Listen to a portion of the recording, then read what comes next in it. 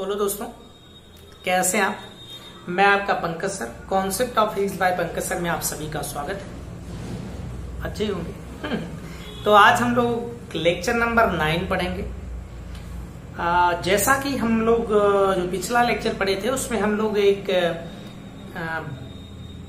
वैद्युत आवेश का एक बाह्य वैद्युत क्षेत्र में हमने निकाला था स्थितिज ऊर्जा। ओके, हम स्थितिज ऊर्जा सीख लिए। अब हम चलते हैं उस पड़ाव पर कि अब हम आपको सिखाएंगे कि उस वैद्युत द्विध्रुव को किसी अगर वैद्युत क्षेत्र में रख दिया जाए तो उस समय उस पर कितना वर्क, उसे घुमाने में कितना वर्क करना पड़ेगा।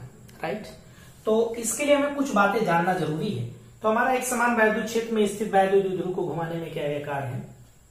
पहली चीज कि जो वैद्युत स्थितिज ऊर्जा की परिभाषा कहती है, क्या कहती है,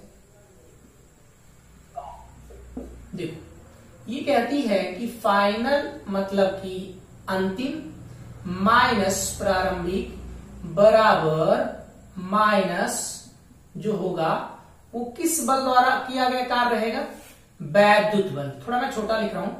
और अगर यही हम कह दें कि भाई बाह्य बल के लिए तो W प्लस वाला होता है। ये वैद्युत स्थितिज ऊर्जा की डिफिनेशन से। ओके, लेकिन एक बात तो आपको भी पता होगा कि एक आवेश मतलब एक सिंगल आवेश की क्या यार वैद्युत स्थितिज ऊर्जा तो नहीं होती है। होती है क्या, हम जानते हैं कि नहीं होती है। ओके, दो आवेशों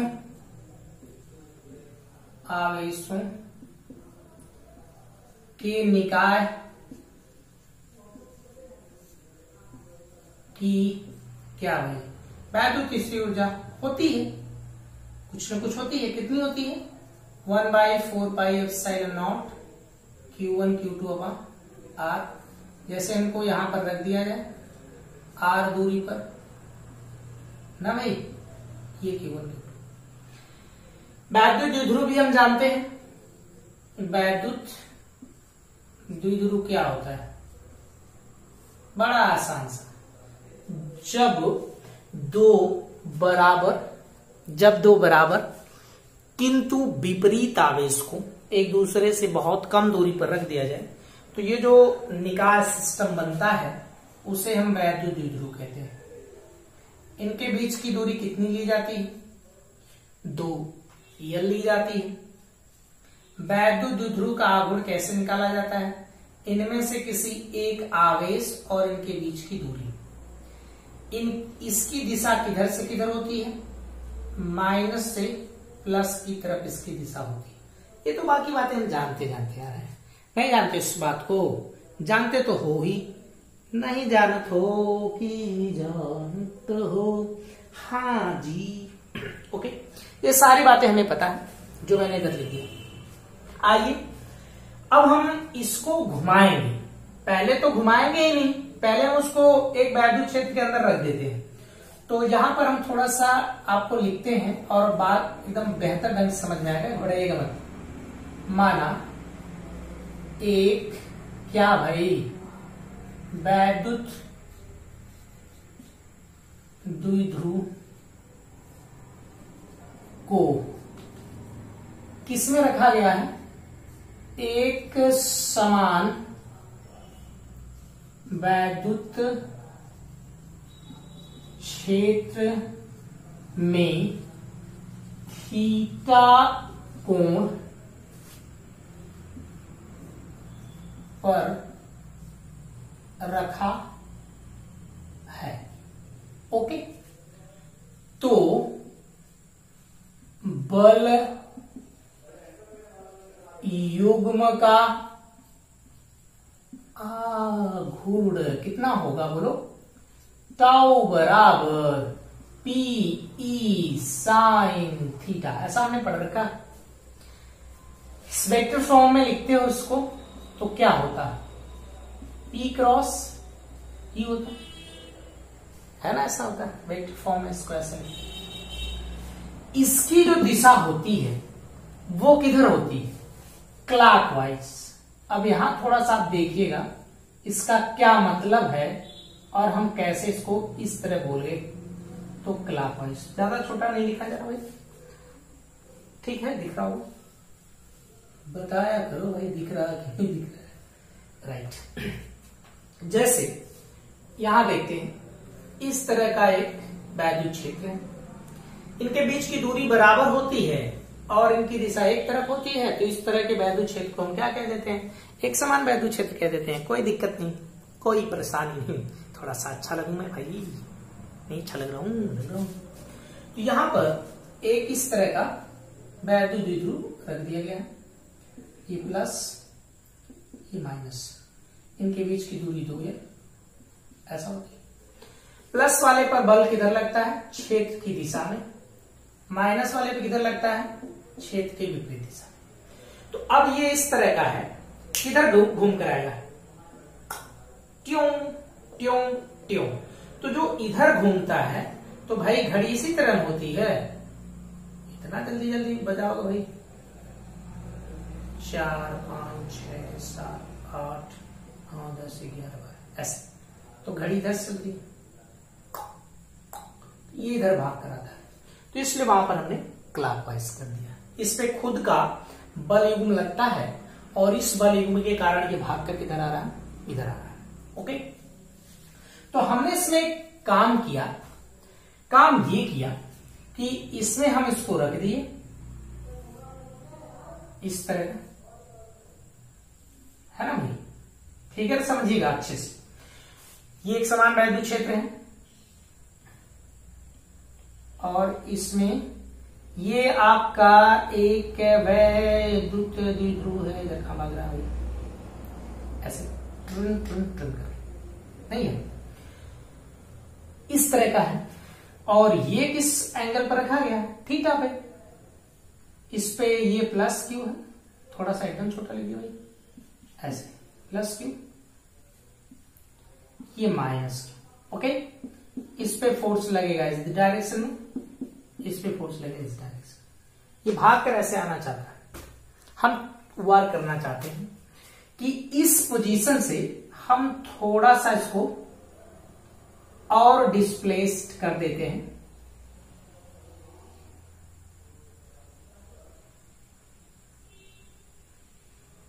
ऐसे। ये जो आपने इसको डिस्प्लेस किया है वो डी थीटा, किधर भगाए हो आप, इधर। तो आपने इसको क्लॉकवाइज ही तो अपने से चला जाता, इसलिए इस पे टार्क लग रहा था, टार्क मतलब बलागुर लग रहा था। हमने इसको थोड़ा सा डी थीटा इसको विस्थापित कर लिया।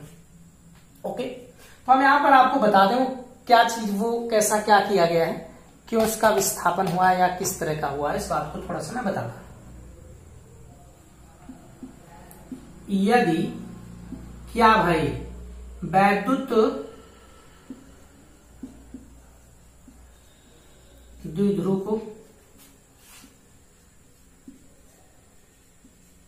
उसकी स्थिति से सूक्ष्म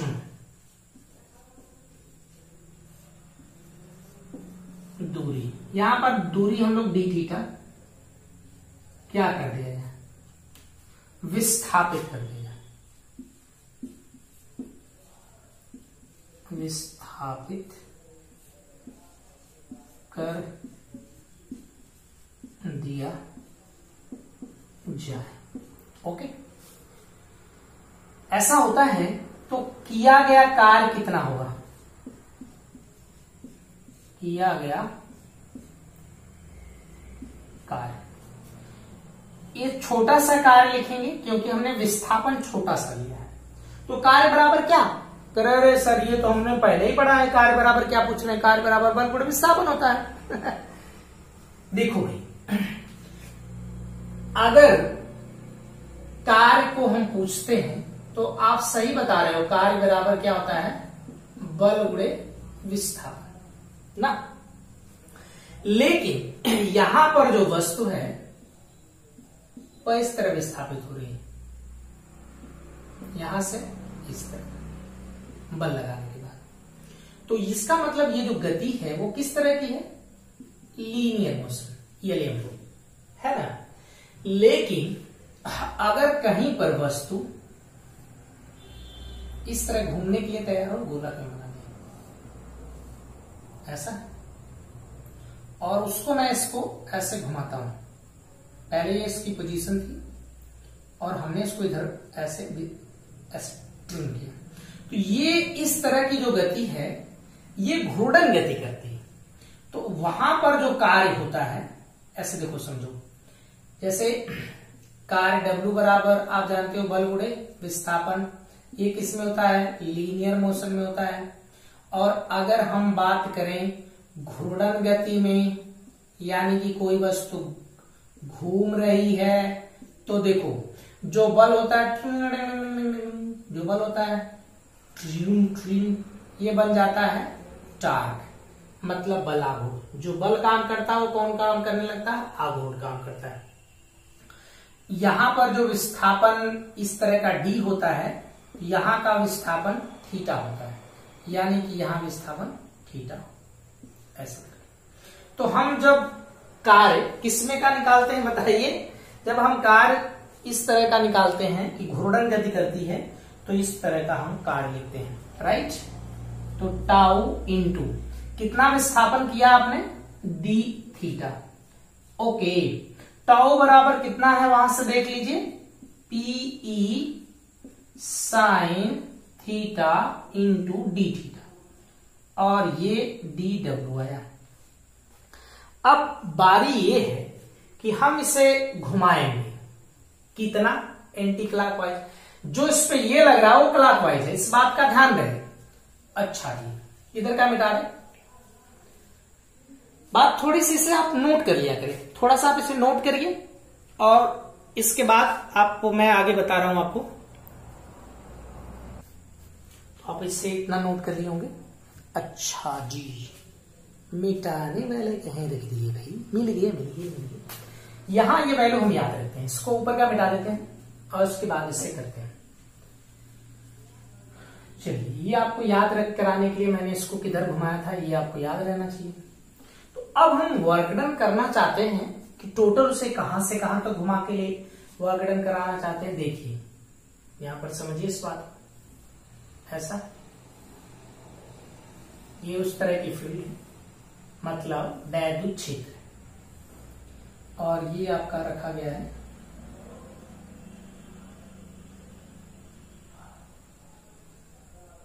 बलागुण, ओके।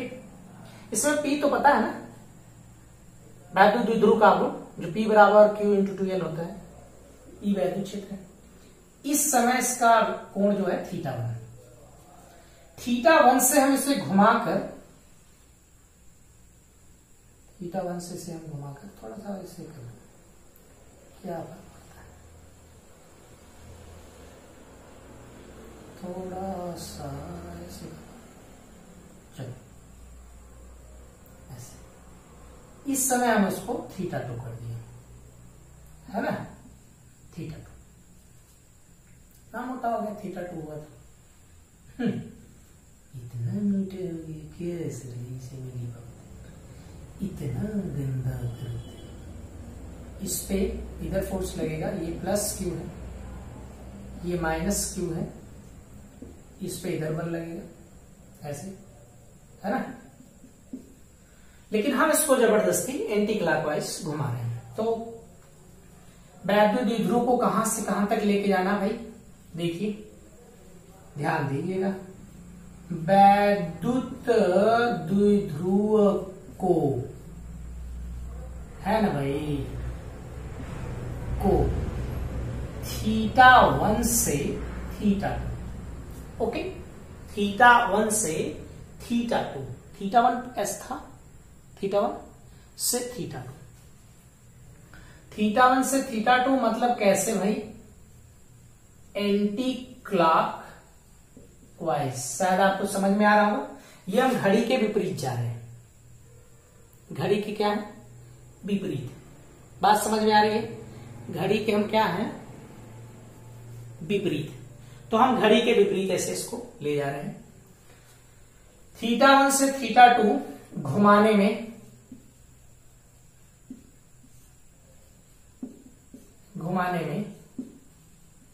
किया गया कार्य। बताइए कितना कार्य करना पड़ेगा?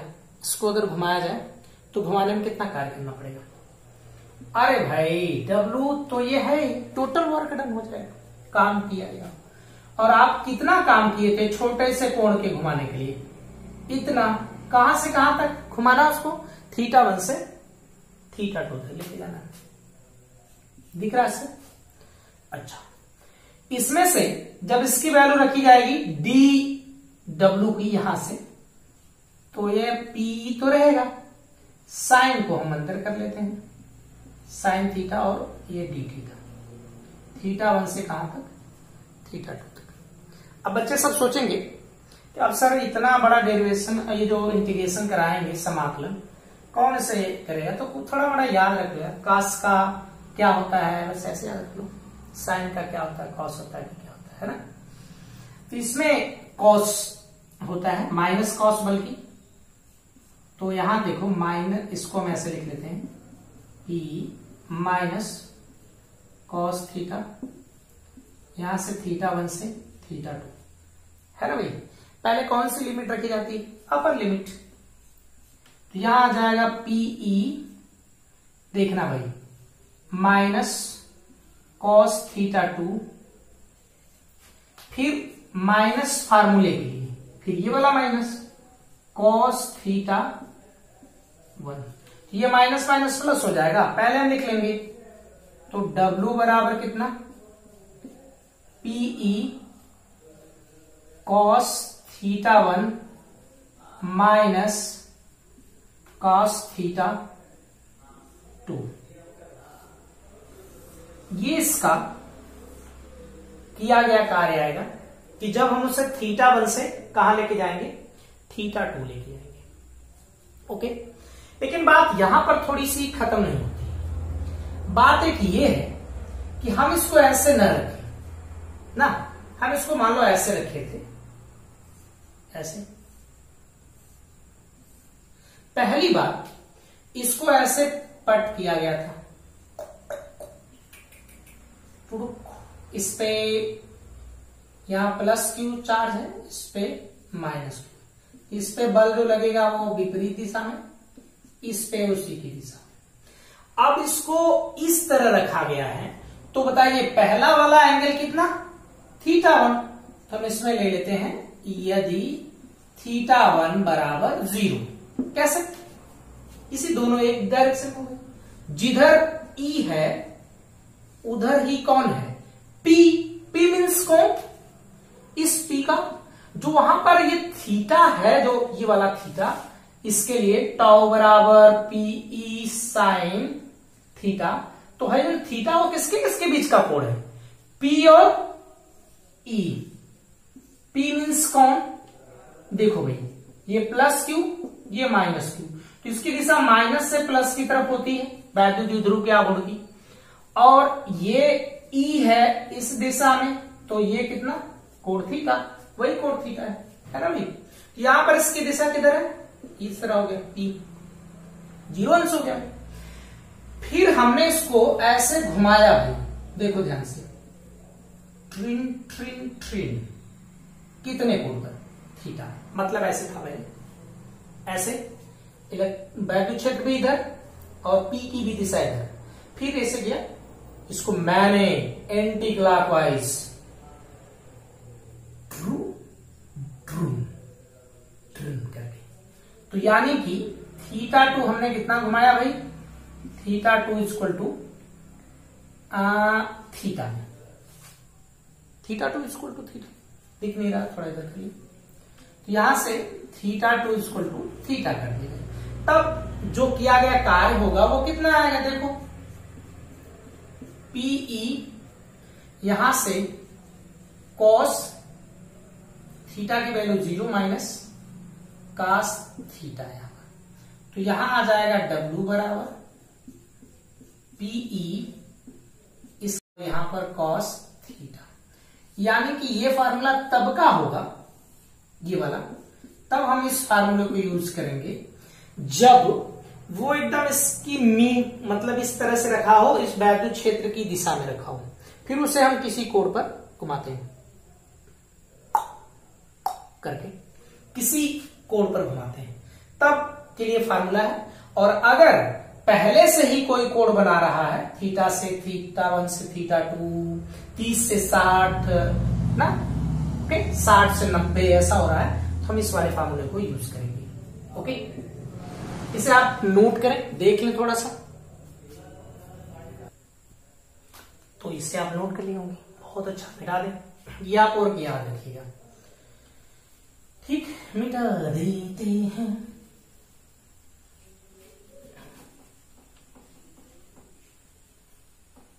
देखो घुमाने में थीटा 1 से, जब उसको थीटा 1 से थीटा 2 घुमाते हैं, काम किया जाता है, वही किया गया कार्य स्थितिज ऊर्जा में संचित होता है। मतलब यही किया गया कार्य किसमें भाई, वैद्युत स्थितिज, वैद्युत द्विध्रुव में, वैद्युत द्विध्रुव किसमें, वैद्युत द्विध्रुव में स्थितिज ऊर्जा के रूप में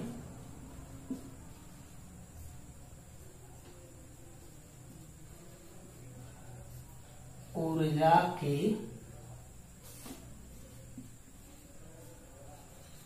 रूप में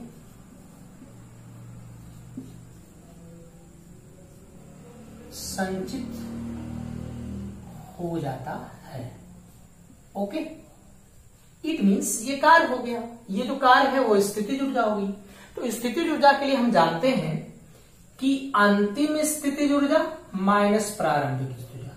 अगर हम कार्य वैद्युत बल द्वारा ले रहे हैं, वैद्युत बल द्वारा, तो माइनस में होता है, और अगर इस कार्य को हम बाह्य बल द्वारा लेते हैं तो हमारा किया गया कार्य कैसा होता है, प्लस में।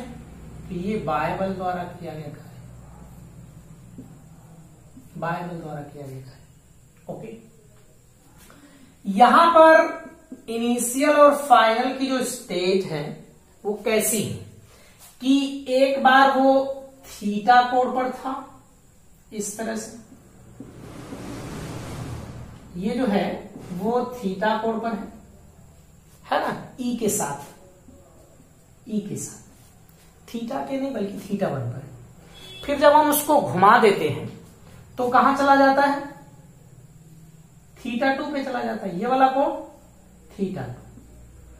तो कहां कहां की ऊर्जा हो गई, एक थीटा 1 की ऊर्जा है, एक थीटा 2 की ऊर्जा है, तो दो ऊर्जा है। थीटा 2 की ऊर्जा फाइनल की हो गई, यानी थीटा 2 माइनस थीटा 1। ओके, और जो हमने बाह्य बल द्वारा काम किया है वो इतना है, PE 1 minus cos theta 1 minus cos theta 1 minus cos theta 2, ऐसा हो। ओके, अच्छा, अब बात ये है कि हम इसमें एक पोजीशन लें, और वो पोजीशन ये रहेगी कि पहली बार, और आगे नहीं भाई, गाना नहीं गाना। तो इस दौरान ये 90 एंगल बनाता है, यहां पर प्लस क्यू है और ये माइनस क्यू। बात समझ में आ रही है? ये वैद्युत क्षेत्र ई है, कोई एक आर्बिट्री ले जहां पर ये 0 दिखाए, तो यहां पर एक हम लोगे पोजीशन, यदि थीटा 1 बराबर कितना 90 और थीटा 1 पे जो थीटा 90 पे रहेगी ऊर्जा, उससे हम 0 कर लेंगे, वहां की ऊर्जा क्या रहेगी 0। उसके पास नहीं ऊर्जा है, राइट। तो यहां देखिए, और θ2 को हमने मान रखा है ये थीटा रहेगी व्यापक मान के लिए। व्यापक मान के लिए θ2 की वैल्यू थीटा ले लेते हैं। यहां से थीटा माइनस ये इसकी वैल्यू 0 बराबर PE, यहां पर इसका कॉस 90 है माइनस यहां कॉस थीटा है, तो कॉस 90 का मान कितना होता है? कॉस 90 क्यों नहीं बता सर जी? क्या है अभी क्या पढ़ा रहे हैं सर जी? फिजिक्स पढ़ा रहे हैं भाई। थीटा बराबर PE नहीं रहेगा, हाई तो 0 हो गया, माइनस बाहर आ गया, तो माइनस PE कॉस थीटा, यानी कि उसके पास इतनी ऊर्जा होगी। ये पहली बार 90, यानी कि θ1 बराबर 90, फिर इसके बाद θ2 को कुछ कर लीजिए, ये वाला θ2 हो गया। आगे भी आ सकता है, समझ है ना? तो यह बात आपको समझ में आई? ओके, बहुत अच्छे ढंग से आई। तो चलिए हम इसे मिटा देते हैं और कुछ विशेष स्थितियों को यहां पर उजागर करते हैं। और देखिए कौन कौन स्थितियां हैं जो उजागर होंगी। तो विशेष स्थितियां,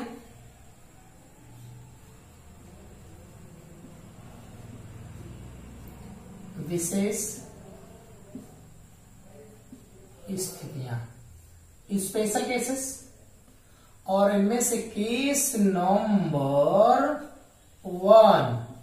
अच्छा, तो केस नंबर 1 क्या? यदि थीटा बराबर 90 अंश।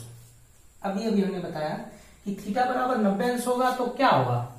ये आ रहा आपका विद्युत क्षेत्र उस डायरेक्शन, है ना? अच्छा, ये क्या है? ये तो बेचारा है, कौन है? वैद्युत द्विध्रुव। सोचो, नहीं है, ये देखो वैद्युत द्विध्रुव। ओके, इसकी जो डिस्टेंस होती है आप तो सब लोग जानते हो, 2L लिया जाता है। ये प्लस Q चार्ज है और ये माइनस Q, है ना? समझ बात आई? तो उस दौरान जो उसकी ऊर्जा होगी, यहां ऊर्जा का फॉर्मूला तभी पता है ना, U थीटा बराबर minus PE sine cos theta, तो इसी में रखने value minus PE cos 90। Cos 90 का मान तो 0, इसका मतलब कि यहां की कंडीशन के लिए इसका कोई भी ऊर्जा नहीं बनेगी, है ना? यहां के लिए टार्क अगर निकालना होता तो टार्क हम निकाल लेते। टार्क मतलब कि बल आघूर्ण, ये होता PE साइन 90 बराबर कितना?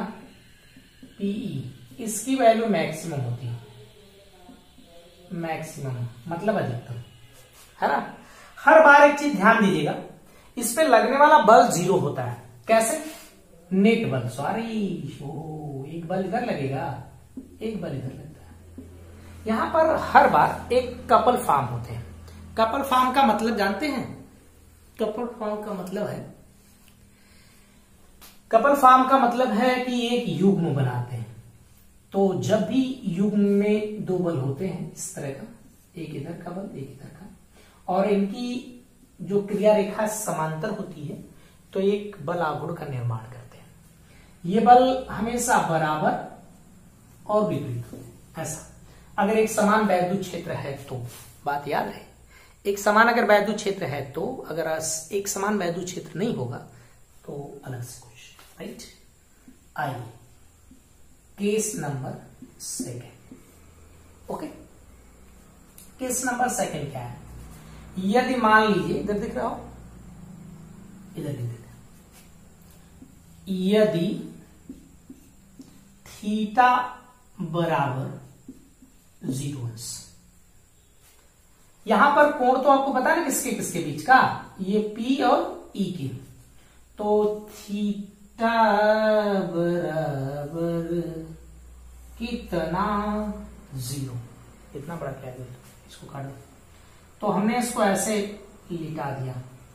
बहुत देरी से तुम खड़े थे, क्या करोगे भाई, ऐसा। और इसकी दिशा P की किधर हो जाएगी, वैद्युत क्षेत्र की दिशा में, है ना। तो 0 अंश बन रहा है इसमें कोड। इस समय इसकी जो ऊर्जा होगी माइनस PE cos 0, cos 0 का मान हिरी से ये नहीं पता यार क्या cos 0 रखे हुए होता है। और अगर इस ऊर्जा को ध्यान दिया जाए तो ये ऊर्जा मिनिमम है, न्यूनतम ऊर्जा है, ठीक। और जब कोई भी आवेश यहां पर है वो मिनिमम ऊर्जा स्तर में है, मिनिमम ऊर्जा में है, तो इसका मतलब है कि वो स्थायी संतुलन की अवस्था में है। यह अस्थायी संतुलन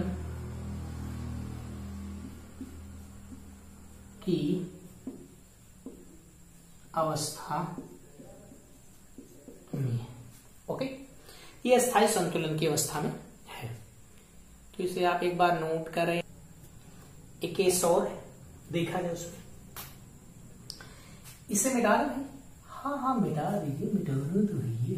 अब इसे नोट कर लिया करिए सब। देखो भाई बच्चों, जो अच्छी नोट होती है वो पढ़ते वक्त जो बनाते हैं वही अच्छी नोट होती है ना। आप टीचर्स को, जैसे Pankaj sir concept of physics वाले, ठीक, उसने कह दिया कि भाई आप नोट बनाओ, तो आपको बनाना चाहिए।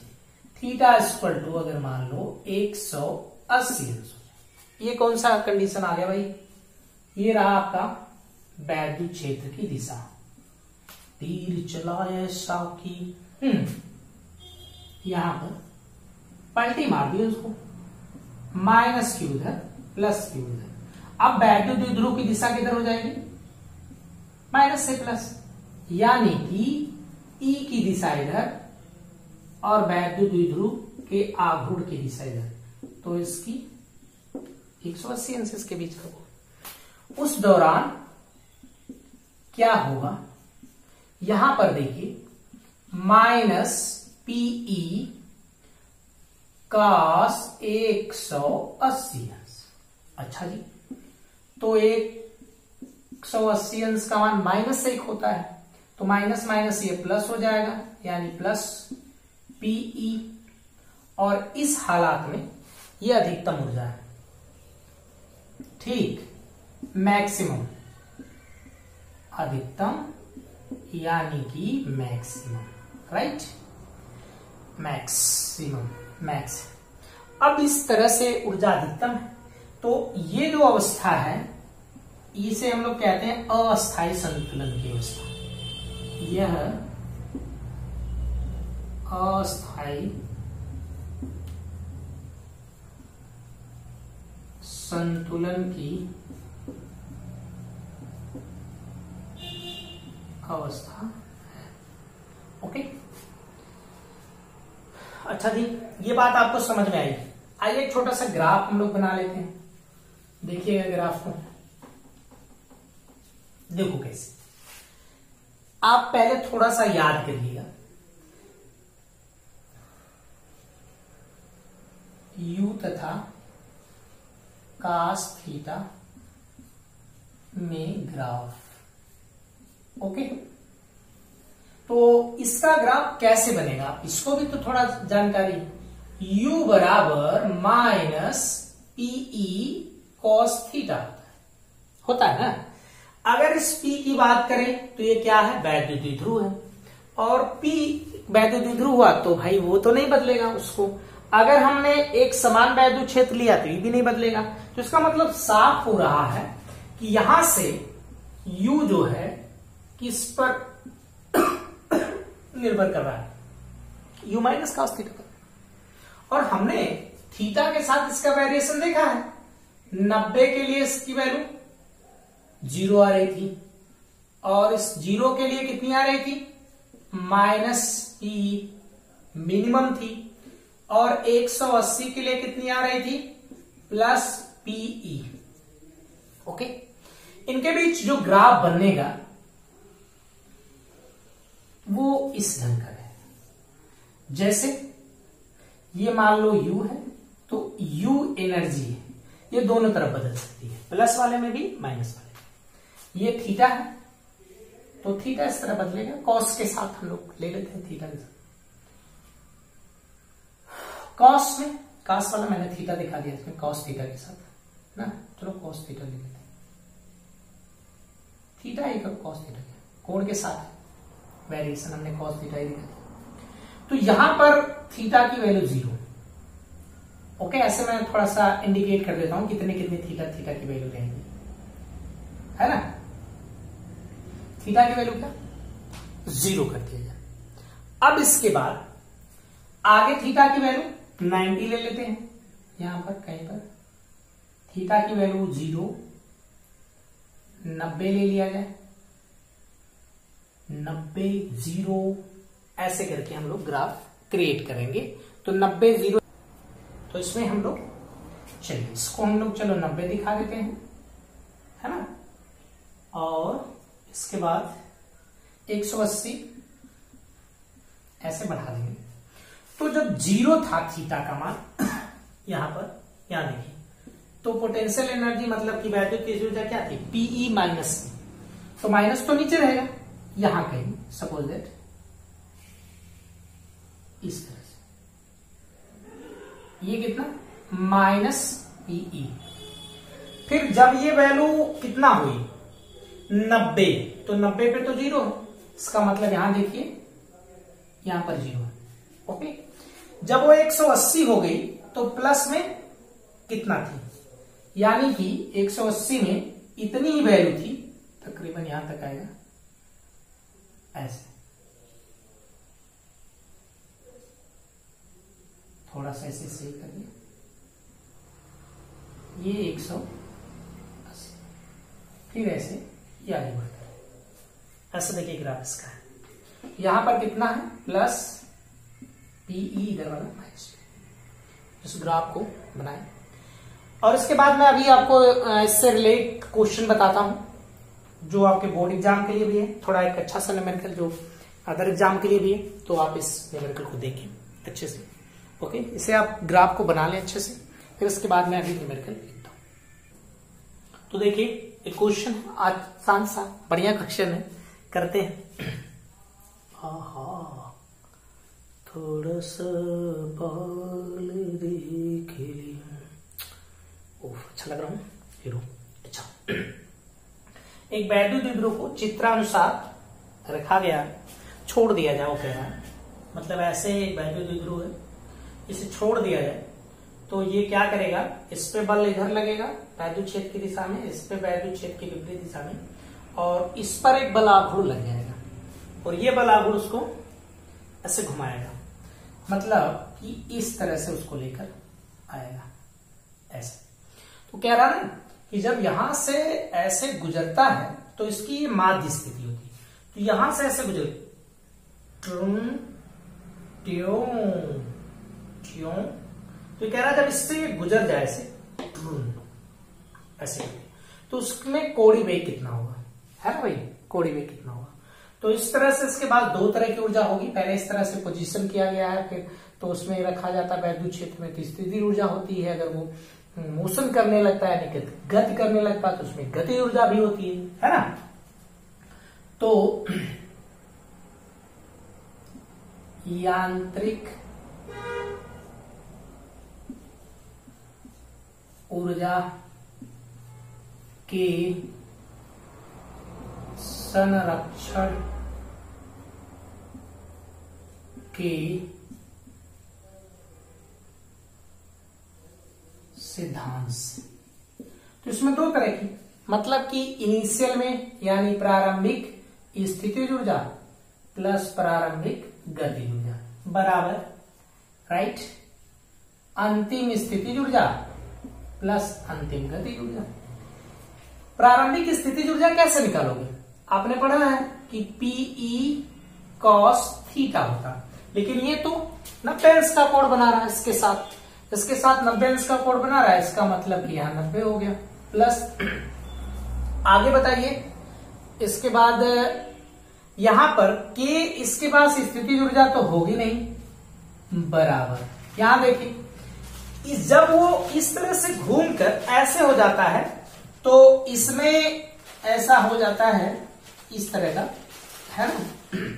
तो P की दिशा इधर हो गई और बोलो कि वैद्युत क्षेत्र की भी दिशा इधर हो गई, यानी कि दोनों की दिशा एक तरफ है, तो बनने वाला कोण 0 अंश, यानी कि -PE cos 0 अंश प्लस 1/2 गति ऊर्जा 1/2 v²। नहीं यार, यहां पर ये इस तरह से घूम रहा है। अभी मैंने आपको समझाया था कि ये घूर्णन गति है, तो घूर्णन गति में जो गति ऊर्जा होती है 1/2 I ω², इसकी वैल्यू 0 प्लस इसकी वैल्यू 0 बराबर क्या आएगा, यहां पर इसका मान कितना 1, तो -PE और यहां प्लस 1/2 I इंटू ω²। ओके, इसे आप इधर लाइए, प्लस हो जाएगा, यानी कि PE बराबर 1/2 I इंटू ω²। हाँ जी, ऐसा होगा ω²। लेकिन अब क्या करना है कि इस I क्या है, जड़त्व आघूर्ण है। ओके, जड़त्व आघूर्ण I बराबर, हमने जड़त्व आघूर्ण पढ़ा है कि किसी भी m बराबर r², r क्या है, घूर्णन अक्ष से दूरी। तो यहां पर अगर हम ध्यान दें, ये आवेश है, इसका द्रव्यमान या इसका द्रव्य, तो ध्यान दो यही इसकी घूर्णन अक्ष है जो इसके परितः, यहां देखो जो बिंदी दिख रही है आपको ये वाली, इसी के परितः क्या कर रहा है, ये घूम रहा है, दिख रही है कि नहीं दिख रही, इसी के परितः ये घूम रहा है। तो यहां पर इसके परितः घूम रहा है, यानी कि एक तो इसके लिए जड़त्व आघूर्ण होगा और एक भाई ये भी घूम रहा है तो इसके लिए होगा, तो यानी इसका जड़त्व आघूर्ण कितना, इसका जड़त्व आघूर्ण ml² प्लस ml², मतलब 2ml² हो जाएगा ऑफकोर्स। इसके बाद P बराबर तो हम जानते हैं Q इंटू 2L, ये होता है, इसमें वैल्यू सब पुटअप करो, तो इस P की जगह Q इंटू 2L और इसके साथ E बराबर यहां हो जाएगा 1/2 इंटू 2ml² और इसके साथ ω²। ये 2 से 2 कैंसिल हो जाएगा, एक L से L यहां का कैंसिल हो जाएगा, तो कितना आ जाएगा भाई, मिटा देते का फिगर मिटा देते, अब क्या जरूरत थी। तो यहां देखिए कितना आ जाएगा इसमें, इधर देखना, इधर आ जाएगा 2QE, क्या सही है 2QE, और उधर से बोलो कितना बच जाएगा ml, नीचे आ जाएगा, यहां से ml हो जाएगा और उधर बच जाएगा कितना ω², यहां से ω बराबर करड़ी में 2QE अपान ml। तो इस तरह से ये आपका क्वेश्चन, यहाँ ये आंसर है ना भाई, इसे आप अच्छे से लगा लें। अभी ये क्वेश्चन हम और करते हैं, वो थोड़ा सा आसान क्वेश्चन है, ये कठिन भी नहीं है भी था, लेकिन ऐसा क्वेश्चन हम लोग एक करते हैं, राइट। ओके, तो देखिए इसमें एक क्वेश्चन हम लोग करते हैं, ये थोड़ा सा आसान सा क्वेश्चन है, लेकिन है उससे रिलेट, तो मैं कर देता हूं। ऐसे क्वेश्चन तो आपको कर ही लेने चाहिए। कह रहा है इसमें कि 1 × 10⁻⁴ -6 कूलाम तथा -6 कूलाम के दो बिंदु आवेश परस्पर 2 सेंटीमीटर पर स्थित हैं। ये वैद्युत द्विध्रुव 1 × 10⁵ वोल्ट पर मीटर, ये वैद्युत क्षेत्र की तीव्रता वाले एक समान वैद्युत क्षेत्र में स्थित है। ज्ञात करना है अस्थायी संतुलन की स्थिति में वैद्युत द्विध्रुव की स्थिति ऊर्जा, और वैद्युत ध्रुव को अस्थायी संतुलन की स्थिति से 180 अंश क्या करना, घुमाना है, तब आपको स्थिति ऊर्जा बतानी है, और 90 अंश घुमाकर उसमें कार्य बताना है। ओके, तो सबसे पहले तो ये एक वैद्युत द्विध्रुव बना रहा है, इसका मतलब कि ये इस तरह का है, ये प्लस 1 गुणे 10 के पावर माइनस 6 कूलम माइनस 1 गुणे 10 के पावर माइनस 6 कूलम, और इसके बीच की दूरी कितनी है 2 सेंटीमीटर है। आपको पता है इसको कैसे हम लोग देखते हैं, समझते हैं। तो यहां पर हम लोग लेते हैं प्लस क्यू और यहां पर माइनस क्यू, दोनों बराबर और विपरीत होते हैं, इनके बीच की दूरी 2l होती है, यानी कि यहां से 2l बराबर कितना दिया है 2 सेंटीमीटर। काटना नहीं भाई, काटना नहीं, काटना पीटना नहीं है।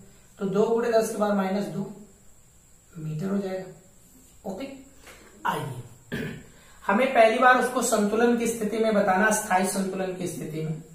तो अस्थायी संतुलन की स्थिति में उसकी ऊर्जा कितनी, Pe cos 0 लेते हैं स्थायी संतुलन की स्थिति में। तो cos 0 यहां पर हम लिख लेते हैं, एक लाइन और बढ़ा लेते हैं, तो माइनस Pe cos 0 की वैल्यू 1। थोड़ा सा और इससे आगे बढ़ा लीजिए, माइनस P को क्या लिख सकते हो Q इंटू 2l, और यहां पर E रहने दीजिए, वैल्यू रख दो यार, क्या दिक्कत है। Q का मान बताइए कितना है, एक Q लेते हैं दोनों में से कोई भी, तो एक Q कोई भी ले लो, 1 गुणे 10 के पावर माइनस 6, 2l की वैल्यू कितनी है 2 गुणे 10 के पावर माइनस 2, 2 गुणे 10 के पावर माइनस 2। E का मान कितना है 1 गुणे 10 के पावर प्लस 5, कितना आएगा देखो माइनस 2 गुणे, यहां देखिए 8 में से 5 निकल जाएगा, 10 पर माइनस 3, ये जूल आ जाएगा। ओके, तो U बराबर इतना आ जाएगा। फिर दूसरे वाले स्टेप में ये कह रहा है, क्या कह रहा है कि वैद्युत द्विध्रुव को 180 अंश और घुमा देना, स्थायी अवस्था से 180 अंश कर देना। तो बोलो भाई अस्थायी अवस्था किस पे होता है, थीटा की वैल्यू 0 पर स्थायी होता है, और 180 अंश और घुमा दिया जाए तब भी तो 180 अंश ही आएगा। तो 180 पर हमको ऊर्जा निकाल लेनी है, 180 पे क्या करनी है, ऊर्जा को निकाल लेनी है, ऊर्जा निकालनी है 180 पे। अब इसमें क्या करेंगे, ऊर्जा 180 पे निकाली जाएगी, तो यही ऊर्जा होगी माइनस Pe cos 180 अंश बराबर cos 180 अंश का मान माइनस 1 होता है, इसलिए ये कितना आ जाएगा प्लस E प्लस Pe। तो यार हाई तक माइनस Pe का मान निकाले हो ना, तो ये बात प्लस में आ जाएगी। कहने का मतलब इतना 2 गुणे 10 के पावर माइनस 3 जूल, ऐसा हो जाएगा। ओके, बात समझ में आई, इसे हम मिटा दें, इसको आप अच्छे से देख लो, एक बार देखिए। चलो अगला देखिए, इसमें तीसरे नंबर पे कह रहा है उसको हमें क्या करना है, एक 90 अंश पे घुमाने में कार्य निकालना है। तो देखो कार्य, ये तीसरा है, तो Pe 1 minus cos theta, Pe का मान तो वही आया है 2 गुणे 10 के पावर माइनस 3, निकाले रहे हो। यहां पर 1 माइनस cos 90, cos 90 का मान कितना 0, और ये आ जाएगा कितना भाई 2 गुणे 10 के पावर माइनस 3 जूल, प्लस में आएगा। सवाल सॉल्व हो गया, आसान सा सवाल है, तो ऐसे सवाल कर लेंगे। तो इस तरह से हम लोग आगे बढ़ते हैं।